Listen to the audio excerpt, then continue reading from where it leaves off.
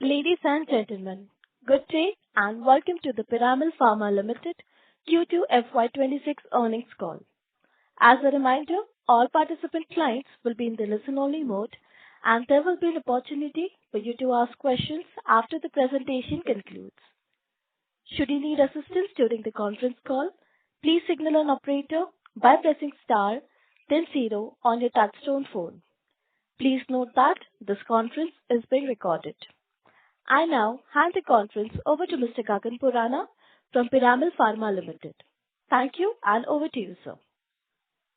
Thank you, Swapnali. Good morning, everyone. I welcome you all to our post-results earnings conference call to discuss our Q2 FY26 results. Our results material have been uploaded on our website, and you may like to download and refer them during our discussion. Today's discussion may include some forward-looking statements, and these must be viewed in conjunction with the risks that our business faces. On the call today, we have with us our chairperson, Ms. Nandini Piramal, Mr. Peter DeYoung, CEO of Global Pharma, and our CFO, Mr. Vivek Valsaraj. With that, I would like to hand the call over to Ms. Nandini Piramal to share her thoughts. Good day, everyone, and thank you for joining us today for our post-results earnings call. During the quarter and the first half of the financial year 25-26, we recorded revenues of 2,044 crores and 3,977 crores, respectively. The YOY decline in the revenue was primarily on account of the inventory destocking by the customer in one large CDMO order for an on-patent commercial product. We continued our focus on cost optimization and operational excellence, which helped partly mitigate the impact of the revenue shortfall on the EBITDA. During H1 FY26, the EBITDA margin moderated to 11% and 10% respectively for the quarter and half year ended FY26.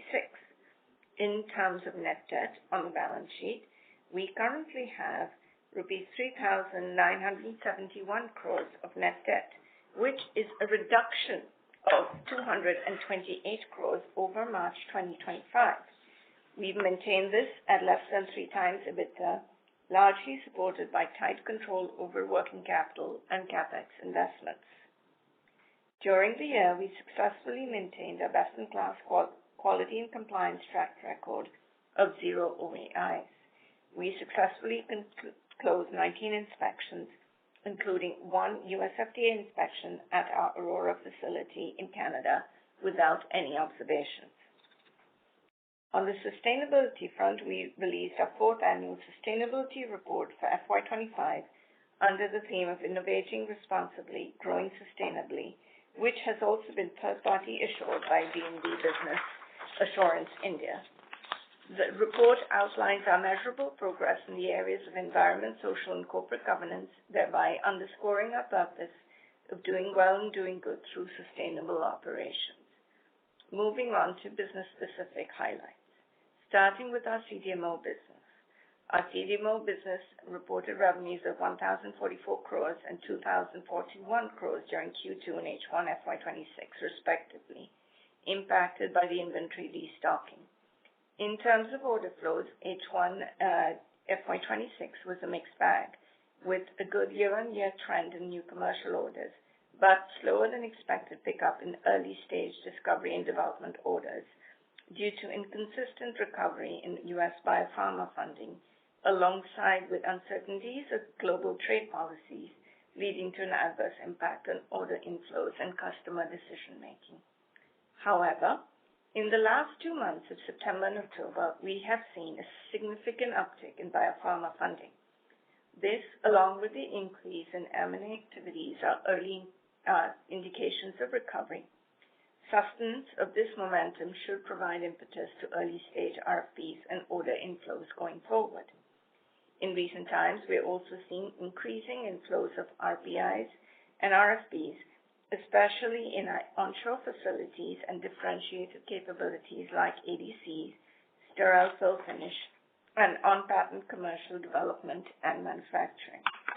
We are continuously engaging with customers to build a healthy order book for the future. We're well prepared to capitalize on this emerging strong interest for our onshore facilities through our timely investments in capabilities and capacities across our North America and UK sites. We believe we're ahead of the curve with ready capacities available across our network for clients looking for immediate tech transfers. We're also further strengthening our position in North America by investing $90 million across the Lexington and Riverview sites, part of our ADC Accelerate program.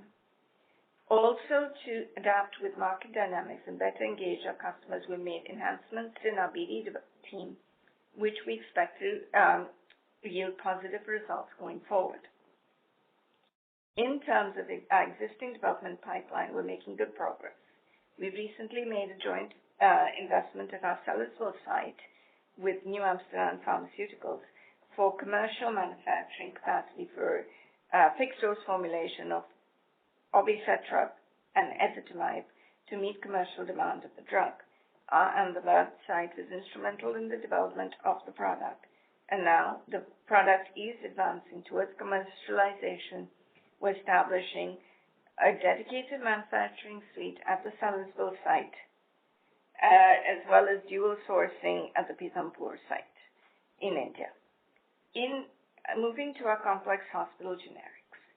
In inhalation anesthesia, we further consolidated a number one position in the mature U.S. sevoflurane segment, with value market share increasing to 45% in March 25 compared to 44% in March 24. We're also working obtaining regulatory approvals for sevoflurane in the ex-U.S. markets from our Digwal plant in India, which should help us with a pickup in the revenue run rate in H2. Sales of intrathecal therapy during the quarter were subdued due to temporary supply challenges, which we expect to normalize in H2 FY26. We continue to maintain our number one rank in intrathecal baclofen in the U.S. with 75% value market share. In the injectable pain segment, our efforts to resolve supply constraints have started to yield results. We're also seeing improved supplies, helping us to capitalize on the healthy demand in the market. We're also investing in 505(b)(2)s, complex generics, differentiated generics, and branded products through in-licensing deals or co-development deals to enable long-term growth. Moving to our consumer healthcare business. Our PCH business continued to deliver sustained growth of 15% during the quarter and first half of the financial year, driven by the robust growth of about 20% in our power brands. Growth was primarily anchored by Little's, Lactocalamine, CAR, and the iRange. We continue to make calibrated investments in media and trade promotions to grow our power brands into established and profitable brands in the market. Our spends in media and promotion in H1 FY26 was around 12%, similar to last year. E-commerce, growing at over 40%, now contributes to about 24% to PCH sales, with quick commerce accounting for over 40% of the e-commerce channel. During the quarter, through collaboration with different stakeholders, we smoothly transitioned to the changed GST rates with no business impact. In terms of new product introduction, we launched 26 new products and SKUs during H1 FY26. Given the slower than expected growth in the CDMO and CHG business during the first half of FY26, we moderate our full year guidance to remain flat. Accordingly, we expect our EBITDA margin to moderate to low teens for the year. However, as has been the trend in prior years, we expect H2 to deliver meaningfully better revenue and EBITDA performance. The recent positive trends should also help us deliver a better performance in FY27. These include a strong uptick in customer interest for onshore offerings and differentiated capabilities in our CDMO business. We expect to benefit from this given our timely, proactive investments in our overseas sites. We are also seeing early signs of improvement in biopharma funding, which should help order inflows for early-stage discovery and development projects. Also, enhancements in BD team to adapt to market dynamics and better engage with our customers should yield positive results going forward. In the CHD business, we expect the growth to pick up and higher inhalation anesthesia sales in the ex-US markets, along with improved supplies for our intrathecal and injectable pain products. Portfolio expansion through in-licensing and co-development routes will also be important drivers of growth. Lastly, we expect our consumer business to continue its growth momentum, driven by power brands and e-commerce sales. With this, I would like to open the floor for the Q&A. Thank you very much. We will now begin the question and answer session. Anyone who wishes to ask a question may press star and 1 to ask a question. If you wish to remove yourself from the question queue, you may press star and 2. Participants are requested to use handsets while asking a question. Ladies and gentlemen, we will wait for a moment while the question queue assembles.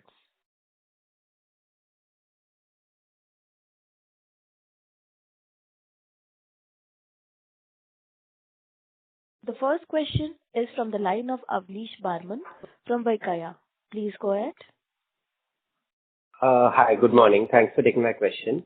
Can you give some color on the base CDMO growth? Just like, in the first quarter, there was a disclosure that the base CDMO growth grew by mid-teens.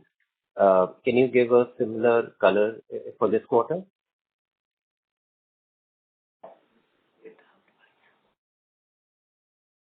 I don't think we're giving that disclosure on a go-forward basis. I think we overall are seeing growth in the base business, but we aren't quantifying with and without specific customers because we think that will probably add more confusion than clarity in the long term if we set up a trend of every quarter giving itemized customer-wise revenue. So overall, we are seeing growth in the business, absent the destocking, but we're trying to move away from line-by-line customer disclosures in each quarter. Understood. And is there any color on, this large PO which is it's going to be absent in FY26? When does it come back? Does it necessarily come back in FY27 or the second half of FY27? Is there any color on that? So it's kind of a follow-on similar answer to the prior question stated differently. What we would say is that with that customer, we have not had any further clarity as to when they will resume reordering. That's anticipated. We will give our forward guidance for the next fiscal year a little bit later in the year, as we did in other years. And you can obviously look that customer did publish their quarterly results a couple of days ago, and you can see the underlying growth of that product is in kind of depending on how you look, between high teens and low 20s. And so you can look at the primary source yourself and determine their overall underlying growth, and that should be a factor in their reordering pattern. Okay. My second question is on the U.S. administration and the intent. Do you think whatever has been happening by the Trump administration, in your view, what are the chances of, moving API manufacturing either from India or China in terms of API, or let's say from Ireland in terms of formulation? How do you see that moving back to the U.S.? Is that feasible, probable? Whatever you can, tell about it. I would break this into some parts. I think the first part is that we see a general desire to de-risk from China. Not all people are moving in that direction. Some are doing what you would call budgetary quotes for board management. Others are making decisions. And it's not necessarily driven by explicit government guidance. It's more given by a general desire to have independent supply chains for those who feel that's important. And so that can manifest through decisions to look at India as a source if it's a higher volume situation, or it could be looking onto the Western markets if it's maybe a different level of volume required. If we were recently at CPHI and we saw a significant uptick in what we would call onshore drug product interest from a wide range of stakeholders. And so it does seem the drug product is getting a little bit of a pivot towards, let's say, the U.S. from a market perspective, and that's probably driven by a variety of factors, including the administration. That being said, in terms of specifically, let's say, a recovery of the biosecure in some new form, or specifically a fear over tariffs, I'm not sure that it's an explicit link. Instead, I would say that there's a general bias towards, one, moving out of China for some of our potential and current customers, and two, for a more onshore, particularly for drug product, but also to some extent drug substance for, again, some of our customers. But there's a practical reality of the amount of available capacity and the cost of that capacity. That means that it will be percentage shifts, not wholesale shifts, because there's simply just not enough capacity in the U.S. To absorb the full amount. And so it's going to be marginal shifts of X% or Y%. Understood. This was helpful, Peter. Thank you so much. I'll get back. Thank you. The next question is from the line of Meghna Agarwal from Mount Intra France. Please go ahead. Hi, good morning. Thank you for the opportunity. I just wanted to know the capacity expansion that is happening in US, so which we are expecting to be completed by 27. So when can we expect the meaningful revenue contribution from these facilities? So the U.S., for the CDMO, we have the Michigan facility, which is a high facility. We have the Sellersville facility, which is our... Sorry, if you... there's some echo. Can you mute yourself? All right. So the point is we have 3 material facilities in the U.S. The Riverview facility, which is high potent API, the Sellersville facility, which is solid oral dose and liquid cream ointment, and then we have the Lexington facility. The substantial expansion is primarily centered around the Lexington facility, and we have a modest expansion that is underway at the Riverview facility, particularly for linker payload for ADCs. In terms of revenue growth potential, should the onshore push become more dramatic, we have immediate capacity available at all 3 sites. And our message to potential and current customers is that should they want to place something for tech transfer, we could do it tomorrow. And so we don't need to wait for the expansions to complete for the revenue to go up. What we do need is for customers to make the decision to do onshore production and have the money available and the intent to move the programs. And so our message, and we were just at CPHI, which is a large trade fair, as I'm sure you know, and that was a general message we shared with our customers and our potential customers, and overall the market was receptive to the onshore offering. In terms of the Lexington facility, we have the same capabilities available at smaller scale already, and so our explanation to customers is you can start the tech transfer now, and then whenever the expansion is ready, we could qualify the additional line, and so there's no need to wait, and that's the message we share. Okay, thank you so much for the answer. Also, just wanted to know, like, what is the addressable market size that we are targeting for this? The CDMO market, we are in, low Ms. single Meghna, I would digit. request, so sorry to interrupt in between. Ms. Meghna, I would request you to please be on mute while the management answers your queries. I think it's important to note that for any of the areas we serve, we are in the low single digit market share of this overall CDMO market. It's a very large market. You don't need a large number of wins to get a material revenue growth. India headquartered CDMOs are still a very modest share of the global market, and we believe that it's also a highly fragmented market, and there's a significant opportunity to growth. And so by no means is headroom or available market size the issue. The issue is our availability of clients to place work in the time frame we want and our win rates. Okay, and just one more last question. Like, how are the power brands like Little's, IPIL, Lactocalamine performing? Like, do we have anything that is overperforming, or any of the products that is not, performing well, anything of that sort? I think the power brands are actually at 20%, and that is at a higher growth rate than the rest of the portfolio, where the average is 15%. I would say each of them are doing well, and we expect them to continue growing forward. Okay, thank you so much. That's all from my side. Thank you.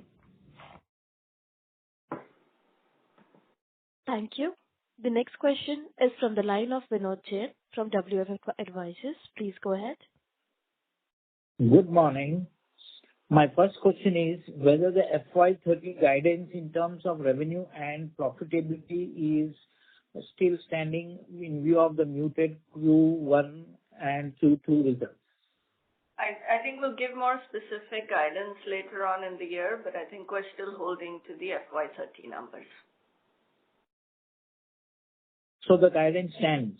At the moment, yes. Okay. The second question is, even if it is a repetition, whether the loss of demand from the concerned CDMO customer is temporary or is it long term? We are continuing kind of our relationship with the CDMO customer across many other sites and products, and I think we expect this to be temporary. The underlying product is growing. We believe we are their primary supplier for their largest market, and we believe it's a temporary situation. Okay. Thank you. Thank you. The next question is from the line of Shyam Srinivasan from Goldman Sachs. Please go ahead. Yeah, good morning. Thank you for taking my question. Just on first half numbers and looking at fiscal 26 guidance, I'm not asking fiscal 27. Any change to revise it? We have a -5% decline in revenue. I know we have a second half which is better, but what are some of the things that give you comfort in the second half to, if you were to retain your guidance that you shared at the quarter four? So just want to understand that piece, please. So Shyam, we are moderating our guidance for revenue to be flat for the year and for the EBITDA margins to moderate to low teens. As you are aware, historically, our H2 has always been higher than H1, and we expect this year to be no different. You will see H2 to be better than H1 for the larger part of the business. Both CDMO and complex hospital generics will have a better H2 versus H1. So, basis that, and basis considering how H1 has been, we have moderated the guidance accordingly. Got it. And when I look at the individual pieces in that, have you also done, like, I think we gave some qualitative guidance on how some of these pieces are going to be, like CDMO versus CHG versus ICH. So is there some qualitative color on how it's going to work even for the three segments below that? So we've given guidance at the overall level in terms of how the overall company revenues would pan out, and that's what we have kind of moderated now. Got it. Thank you. Just the second question, I was just looking at your standalone and consolidated financials. First half versus first half. So I know 2H could be different and comparing 2H is different, but I'm comparing 1H versus 1H, and we've seen like losses in the international subsidiaries. I'm just doing very simplistic console minus standalone and arriving at, either revenue or PAT. So it has widened in terms of the net profit margins as losses have increased, I'm saying. So just want to understand what's driving that. When do we start seeing some of these divergence actually narrow and we start moving closer towards break-evens on the international facility? Thank you. So, given the fact that we have multiple sites outside of India, it's actually a mixed result. Yes, some of the sites are yet to break even. Some of the sites actually are seeing a year that is better than what it was in the prior year. Typically, overseas sites tend to have a bigger H2 than H1, even as compared to India. India is relatively more stable, but overseas has a bigger H2. So this picture of divergence that you're seeing between standalone and consolidated results, this will narrow out as the year progresses, especially in the quarter four. So yes, we do expect the performance of overseas facilities to pick up. If the question is over a longer term, then yes, as you are aware that our overall capacity utilization at some of our overseas sites is still suboptimal. They are not yet broken even. And as the capacity utilization increases in the years ahead, which is where we have done our investments and expanded capacities, we do expect the EBITDA margins to move upwards for the overseas facilities. Helpful. Lastly, just going back to the large PO order, Peter, you did mention, it's probably a temporary phenomenon. So, anything, I know you don't like talking about individual customer and what the contracts are, but what are some of how do we get reassured that we have all what it takes from getting that order at the future point of time? Is there, if you could help us kind of reassure that piece, because that seems to be the big delta in how numbers are panning out versus what we would likely to see growth coming back, let's assume fiscal 26. So any qualitative color you can share will be very helpful. Thank you. I think with that customer, we would be showing it's green on their internal supply chain dashboard across all parameters based on our current performance and our recent performance, because we do have other ongoing work with them. And so we would anticipate that there's no reason why they wouldn't continue to order from us when the stock is depleted. I think just to refresh, because some of us have, some time has passed, the customer had built up stocks expecting, particularly in the U.S. market, a significant growth, which is the market in which we are supplying for them. And that was based maybe on their M&A case, and it didn't play out the way they wanted. And I think in a prior call, we discussed that there was some third-party validation of this in like a Wall Street Journal article about how that particular product played out for them. And I think we shared that on our prior call. And overall, they obviously it's still growing, but it didn't grow the way they wanted. And so then as a result, they had more stock than they needed. And so we needed to let that stock deplete. And then when that depletes, then they can reorder for that market from us. So we're overall, we have no yellow or red flags on our performance with them, and we believe we are qualified for that primary market, and the underlying product is growing. They just have to burn through the inventory. Got it. Yeah. Thank you. Thank you, Peter. All the best. Thank you. The next question is from the line of Madhav from Fidelity. Please go ahead. Hi, good morning. Thank you so much for your time. Just wanted to get an update, if you can share any color on our 30+ phase 3 opportunities in the pipeline. How many shots on goal, we could probably have in the next 12 to 18 months. Any color there would be helpful. Thank you. We're trying a new trick because a lot of our customers don't let us talk about them. But every once in a while, we're lucky and we're able to convince a customer to talk publicly. And so I think the two we can talk about that we put in the public domain because our customers have been happy to share that would be the New Amsterdam opportunity, which we did, I guess, a kind of a semi-dedicated or dedicated suite for them in Sellersville. And we're actually very excited about that program and partnering with them and their trust in us for that. I think as Nandini described, we did the development work for that set of combinations in Ahmedabad and PPDS, and we're dual sourced out of Sellersville and Pithampur, which I think again shows the value of the global network, because we're doing the same SKUs out of two sites to give a balance of proximity and value. And if you can obviously pull down analyst reports from that customer, and you can see how third-party analysts see that future. And we're just really humbled that they trusted us with that. I think there's another one that's more modest in size, but it's the George Health, which I think we also shared as a combination drug that, again, is using our network where we developed it and we are manufacturing it. So again, it's showing the multi-site benefit, and that's helping people with their hypertension and control, and it's got a really good value for health systems because of the combination and the adherence benefit for patients. So we're really excited about that. I think those two we can talk about. What I would say is that we're very excited about our phase 3 pipeline. These are much chunkier and more meaningful than maybe some of our average ticket sizes in the past, and we think that these are going to be big drivers of our growth. Now, we can't guarantee all of the successes, but a bunch of them are reading out a fair number of them are reading out in the time horizon you described. And I think also worth noting is that a lot of them are in what we call the differentiated areas, including some in the ADC category. And so we think this is part of why we're remaining confident. And back to the original question asked by another person on the call of our 30 guidance, we think that these phase 3s are a meaningful contributor to that, why we still think that the growth is going to be good in the medium to long term. Got it. That's super helpful. And then also on the opportunities for, the onshoring opportunities in the US, when you say tech transfer, just maybe basic question, but I would assume these are for products which are already commercialized and the customer is looking to add another site in the US like that. So it should be on commercial, on patent opportunity. Is that how we should think about it? It's the whole spectrum.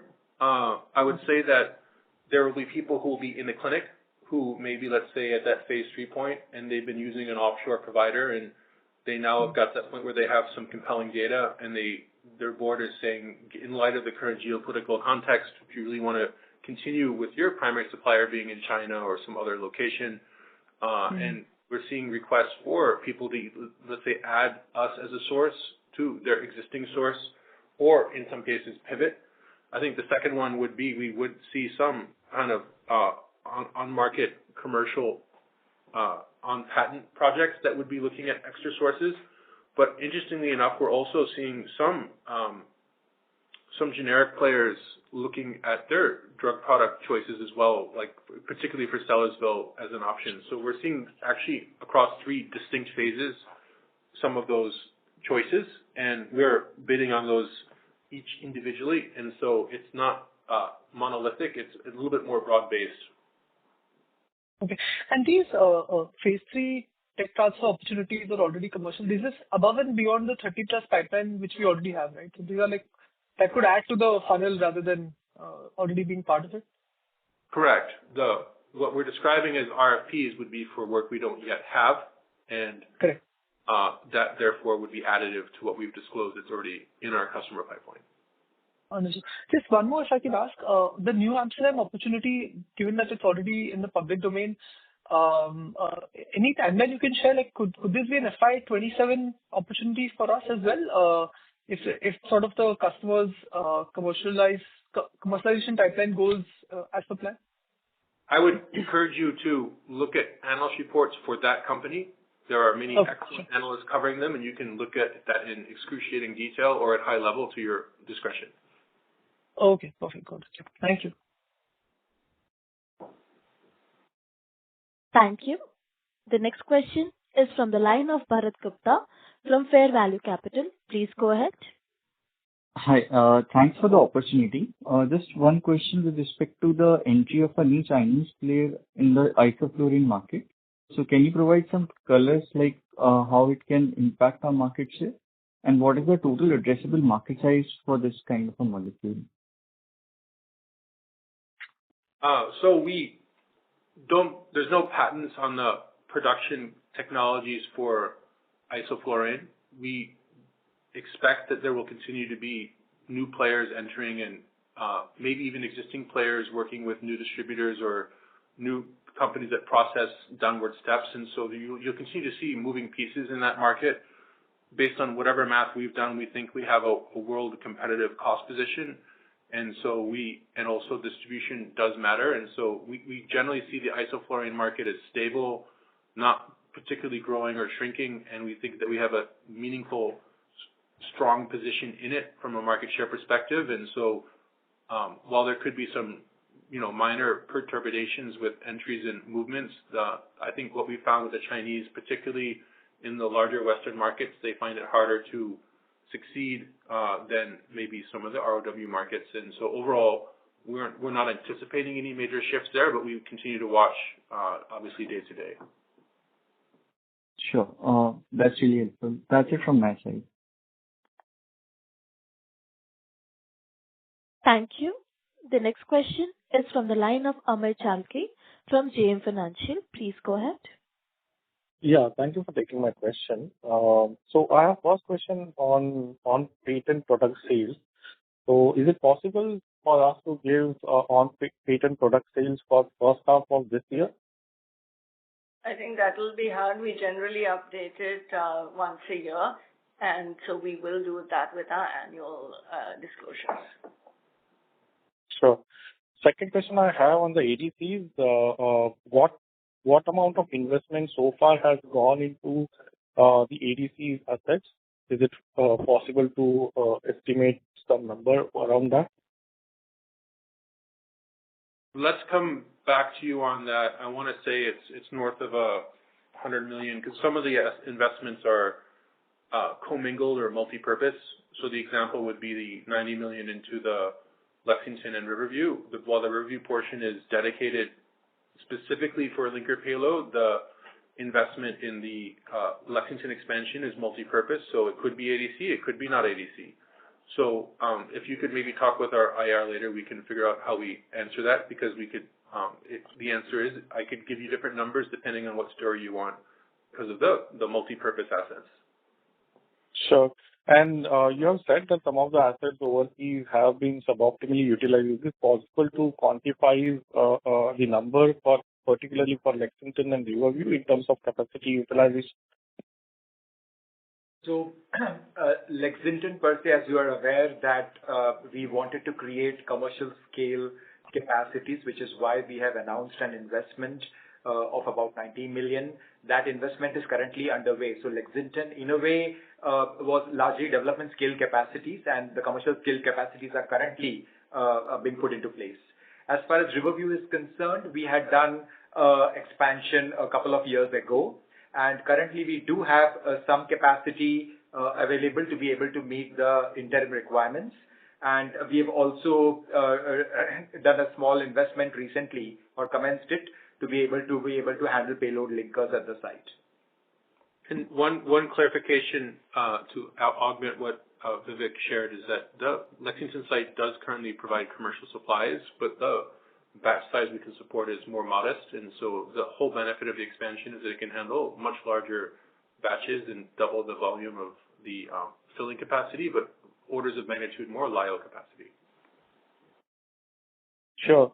Got it. Thank you. That's super helpful. Thank you so much. Thank you. The next question is from the line of Kunal Randeria from Axis Capital. Please go ahead. Hello, good morning. Sir, what would be the growth outlook for inhalation in anesthesia? Because in sevoflurane US, you've seen now you'll be hitting a ceiling at close to like mid-40s market share. So while I do understand you've spoken of non-US markets, what would be a realistic growth outlook for the next 3 to 4 years? So I think you've rightly noted that in the U.S. we're already on all the major GPO awards. Many of them are dual source. They're unlikely to go to single source, and so it's going to be hand-to-hand combat in the U.S. market. And you can see that in that combat we are showing market share growth. So we think we're well positioned. That being said, it would be modest in the U.S. So the primary growth opportunity remains in the ex-U.S. markets, and where we think we still have significant opportunity. If you look at our overall global positioning, we're still number 4 in the market. And so therefore there's room for us to move to number 3 or number 2, and that's through market share gains. Now, that's where the Digwall expansion plays into, and the hedge expansion play into the cards, because they give us further capacity at a lower unit cost and a lower variable cost per unit. And so then our whole plan is to register a number of markets with these new source of Digwall, and that is taking some time. And also, just to be clear, we are trying not to go too aggressive on price too early to make sure that we can be disciplined in how we approach the market. And so we had hoped for and anticipated maybe more growth in the first half here, but we are trying to be responsible market participants, and so therefore we're being careful in how we approach it. And so we have significant headroom available. Our cost position is globally competitive, but we're trying to make sure we protect the product margin as we go down these steps. So we do see that as being a meaningful growth contributor for us in the medium term. Sure. And second, just on this New Amsterdam product, so is this supply just for the US market, or for it's a global supply agreement? Because New Amsterdam has outlicensed the European rights from the player. So who calls the shots here? Is it New Amsterdam or the marketing partner? Our relationship is with that client. They have their own agreements with other partners, which are their decision and their purview, but our supply at the moment is to them, and then they can pass that onwards however they feel appropriate. No, I mean, sorry, I meant, would you be supplying just for the US market or even for the European market? Because even that's going to get approval, I think, in the next few months. We're qualified to supply those markets, and we don't believe they have other CDMOs qualified for those markets. So it's our expectation, but not our right to supply all of the markets. But ultimately, they'll have to have their individual discussions with their individual marketing partners. But we're ready and qualified and able to. Got it, sir. Thank you. Thank you. The next question is from the line of Abdul Qadir Puranwala from ICICI Securities. Please go ahead. Yeah, hi. Thank you for the opportunity. So just taking, the question from the previous participant about your collaboration with New Amsterdam, could you highlight what is the kind of investment you are doing here? And, in terms of the commerciality of this project, by when should we see that getting reflected in your numbers?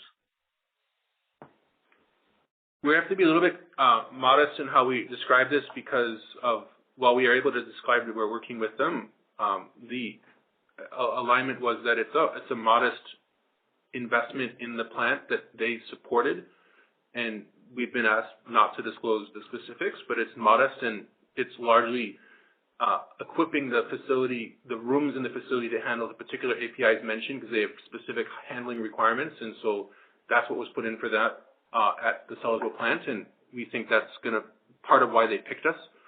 In terms of the timing, I think I answered that earlier to another person asking, is I would encourage you to look at the analyst reports for that company, and if you were to anticipate the revenue for us would be in line with whatever the analysts think that the approval would be. Okay. And I'd encourage you to look at primary sources. It's going to be better for you. Sure. And secondly, on the FY30 guidance you guys have maintained. So, on the top line front, do we still kind of hold to the previously shared revenue contribution across your three segments and on the EBITDA margin as well? I think for FY30, yes, we are continuing to hold to that guidance. Sure. And last one from my end. So the FY26 routine EBITDA margin guidance, which has been revised, does that also include other income in your assumptions? Yes. That's right. Okay, sir. Thank you. I'll get back in the queue. Thank you. The next question is from the line of Sukrit Patil from Eyesight Fintrade Private Limited. Please go ahead. Good morning to the team. My question is, as more global players enter the CDMO space, what is Piramal Pharma doing to build a strong edge, not just through capacity or client wins, but something deeper that, like a way of working or thinking that grows over time and makes the company hard to replace? Yeah, thank you. So I think we obviously were just at CPHI, and so we were able to see how our positioning would match up against our competition. And I'd say there's a couple of elements. First of all, there's what I would call table stakes. You have to have the right approach to EHS and quality. We think that we're very good in those two areas. Our quality track record gives customers a lot of comfort that we won't have any supply interruptions due to quality issues. That's the first point. The second one is we've been putting disproportionate investment into technologies that not everyone can offer. Well, and I'll give an example, but I won't give all the details. One example is ADCs. Everyone says they want ADCs, but we've been doing it for 20 years, so we can show a track record over multiple decades that give clients comfort that it's not just we put money in and we have shiny kit. It's that we actually know how to work it, and we have had people working on these things for literally 20 years, and we know how to do it. And so trust that if you give a project, it'll go well is an important area. I think the next third point is really important. We've looked at our competition, and our competition typically have certain geographic centers. And so, for example, you have a North America-centric competitor, or a European-centric competitor, or a Chinese-centric competitor, or an Indian-centric competitor. When we are seeing a lot of concerns from geopolitical issues, we see our customers are sitting on the same side of the table with us, working out what we can do in India, what we can do in the onshore location, and in what combination. There are very few competitors who can do this. And an example is actually the New Amsterdam project we just described, where they had a huge volume of complicated formulation work to be done that simply couldn't be done in our U.S. facilities at the speed and the quality they wanted. We did that in India. We did the initial tech transfer in Pittsburgh, and then we now have done it in Sellersville. You can't combine these assets with too many of our competition, and we have similar stories in API and some covering API and drug products. So I think that is a bit of our secret weapon. It's the combination of country-based assets all in a non-China frame. And then the last bit is we are obsessed with delighting our customers. It's something that's very important to us. We want them to be emotionally attached to us as a choice, not just satisfied with our OTIF. And so We are relentless in our understanding of how customers feel about us based on how we deliver, such that they can want to promote us and be referrals and give us their next project or refer a friend to use us. And so that's the last bit. I think we have a unique customer listening process that really does make a difference. So those are the points I would highlight that we think position us well to grow above market, notwithstanding the current quarter's performance. Thanks. My final question is about margins and cost planning. Forward-looking question. As CDMO volumes and compliance costs keep on shifting, how are you planning to protect the margins? And are there any smart internal methods that you are putting into place, that may help you keep the delivery quality high, but without hurting your profits? I'd make 2 points. I think the single largest driver of our margin expansion, as we've probably shared on other calls, is the operating leverage of individual sites. We've shown how when the revenues at a site go up, the EBITDA margins go up, and when the revenue at a site goes down, the EBITDA margins go down because of our multi-site network approach. So our growth is a very large contributor at the site level to our aggregate profitability, and it's one of our primary areas of focus. The second point about growing smartly, we believe technology and different areas of automation, and even in some cases AI, are going to play an important role in improving our productivity and our reliance on labor and changing how that equation works, and even our use of materials and yield. So we have a lot of focus on use of technology and investment in that technology to allow us to not have to grow our personnel or our material costs in line with our revenue over the period to address some of the inflation or other compliance costs. Thank you for the guidance, and I wish the entire team best of luck for Q3. Thank you. Thank you. The next question is from the line of Devang Shah from DD Enterprises. Please go ahead. Yeah, hi. Good morning. I'm audible? Yes, you are. Yeah. The first question is for the forward, we are continuously not getting the EBITDA levels what we are expecting from last, if I'm not wrong, from the last 3 financial years. Is there any plan to get it on the track? So at a high level, last year we believe we met our guidance as to what we said we would do, which was an improvement over the prior year. And so that year was in line with our expectations and our communications and a positive movement. This year we did have an event which was driven largely by a single customer destocking, which we described when we set out our guidance for this year. And also we've had the additional subsequent events, which we are working to address. And we don't think it changes our long-term guidance, as Nandini mentioned, for FY30. But we do accept that we've had to restate our guidance for this year. We do think the underlying factors for our performance in the medium long term remain intact. Yeah, the other main question is is there anything like last quarter we have seen that our biggest customer got a destocking of the inventory or something? Is there anything we cannot rely on something like this, or it's a nature of the business only that this can be done, or this can be happen in the further quarters also? Any plan to hedge all things?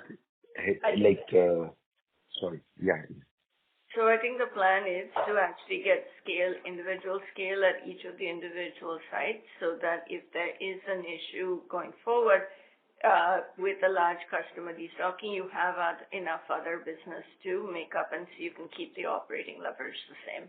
I think that's the plan. That's fine. Thank you that's all from me. Thank you. The next question is from the line of Alankar Garude from Kotak Institutional Equities. Please go ahead. Hi, good morning, everyone. The first question, apart from the slower funding environment and the possibly slower pickup in sevoflurane in ROW markets, are there any other reasons driving the cut in FY26 top-line guidance? I think these would be the 2 main reasons. I think the other one would be our supply constraints for some of our other critical care products. While they are beginning to resolve, I think we're still facing some short supplies. From CDMO. From our partner CDMOs there. Got it. And Peter, on this sevoflurane issue, you spoke about not being too aggressive on pricing in the first half. Which are the key markets, maybe a few markets you could highlight, you are referring to within ROW? I would just look at the large RW markets that you would all associate as being large pharma markets. We're playing across the field, and we're just trying to be careful about the steps we take and the order we take them. Got it. The second question is from a timing standpoint across tech transfer as well as the pipeline opportunities in CDMO. Which are the ones which are likely to manifest earlier? Would it be tech transfer or the pipeline ones? I know this is not an easy question to answer, more of crystal ball gazing, but any sense on that would be helpful. So just this is general principle, not specific answer. The holy grail from a sales team perspective is always the tech transfer. They're probably fewer and less frequent because that means something has to have gone wrong at the current CDMO or some major change at the client side. Because why tech transfer is the holy grail is that you can go directly from the plant to the plant. Most development work requires lab work first and then later plant work, and you didn't have to wait for the clinical trials to season. So we find tech transfers if we do planning or prospecting the area that we want to go for, but they're kind of harder to predict, harder to secure, and less frequent, but obviously desirable from a timing perspective. That being said, a more assured path for growth is the winning standard development orders that require lab work and then scale up and then clinical results to manifest and so forth. And that's the follow the molecule strategy that has been present for a long time. So that's what you can rely on and therefore the foundation of any strategy. That's helpful. And the final question, were sales of the major product which is currently witnessing destocking spread out largely evenly in FY25? Yes, that was part of the benefit we got last year. Got it. That's it from my side. Thank you. Thank you. The next question is from the line of Yash Dana from MIPL Family Office. Please go ahead. Hi, thank you for taking my question. Just broadly wanted to understand what kind of traction we've been seeing in the European markets for Neo Antricon, and going forward, what kind of growth can we expect from this product?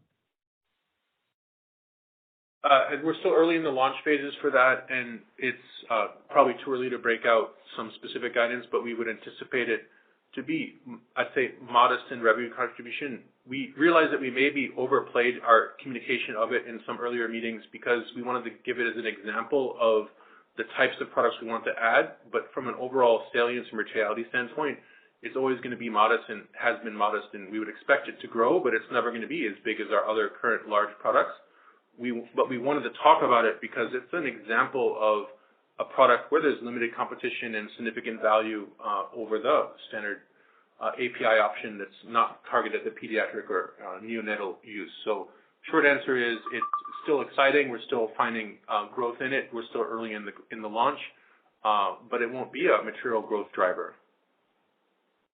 Got it. Secondly, on the complex hospital generics business expanding into the rest of the world's market, you mentioned that you were trying not to be too aggressive with pricing on that front, but wanted to understand if you're going to be maintaining similar margin profiles to the product in the US, or what kind of margin profile can we expect from the rest of the world's market going forward? So we don't see yet reason to believe that the margins will be lower. What we did see is that the input prices, even for our heavily vertically integrated supply chain, have come down for us. And so we were hoping initially that we could maintain some amount of the pricing and get a benefit. And what obviously is other people are buying those same starting inputs that we are. And so then that may have flowed through the price into the market faster than we would have wanted. And so at the current stage, we don't yet see a reason why we should anticipate different margins than we have been projecting or enjoying.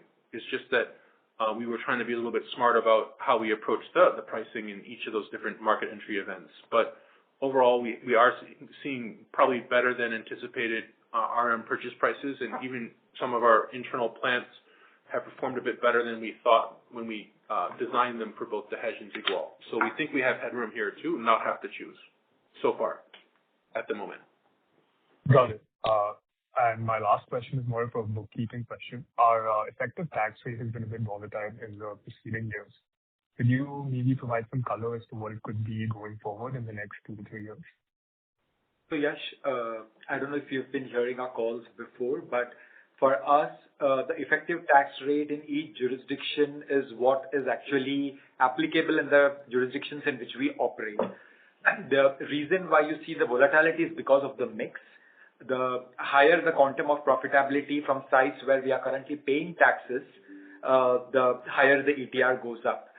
We do expect this year it to moderate, but it will completely depend upon the kind of mix of profitability between sites where we pay taxes versus the sites where we currently don't pay taxes or we have carry forward losses.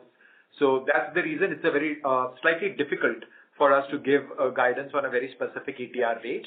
But we do expect that as the profitability of our overseas sites goes up, the ETR will start coming down and it should normalize to about 24 to 25% at the right scale of utilization. All right, got it. That's it from my end, and all the best. Thank you. Thank you. The next question is from the line of Bhavani Kulkarni, an individual investor. Please go ahead.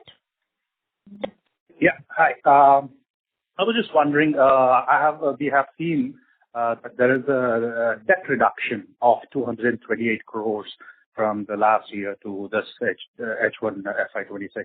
So how are you doing that? Because we are seeing there is a negative bottom line, but we are paying off the debt. What's the plan there? So, Mr. Bhavani, there are multiple initiatives currently to ensure that we are operating our overall net working capital in a robust manner. So whether it is increasing efficiency of collections, whether it's reducing the quantum of inventories that we are carrying, or it is seeking early refunds of the GST, because we are largely an export business, getting the GST credits faster is how we are ensuring it. So there is a whole set of initiatives to kind of ensure that the cash collection cycle is faster and we're able to maintain the debt at a certain level. Okay. The follow-up question is, can we see some more debt reduction in the coming quarters? So, given the fact that, we've guided for a certain level of capex, which we will incur, as you're aware, we've incurred about 49 million of capex, and we do expect us to spend about 100 to 120 million kind of capex. We will see a modest increase in debt in the subsequent quarters for the year. Okay. Thank you. Thank you. The next question is from the line of Bharat Sheth from Quest Investment Advisors Private Limited. Please go ahead. Hi. Thanks for the opportunity. Ma'am, I have one question on CDMO side, that because of this volatility in supply, and you say that once we have a more product pipeline, then our EBITDA will be a stable EBITDA that one can look for. So can you guide us? When do we really see a good kind of, a product portfolio and sustainable supply that can, give some comfort on EBITDA, when it will be a, say, 1 year, 2 year timeline that we expect? I think we can talk more about guidance for specific years later on. I think we're still holding for the FY30 both revenue and EBITDA, and I think there you will see we will have doubled revenue, so we'll be a $2 billion company by then with a 25% EBITDA margin, which I think is a sustainable one. So I think we will continue. It's not a hockey stick, and we continue to work on track for that. Okay. Thank you and all the best. Thank you.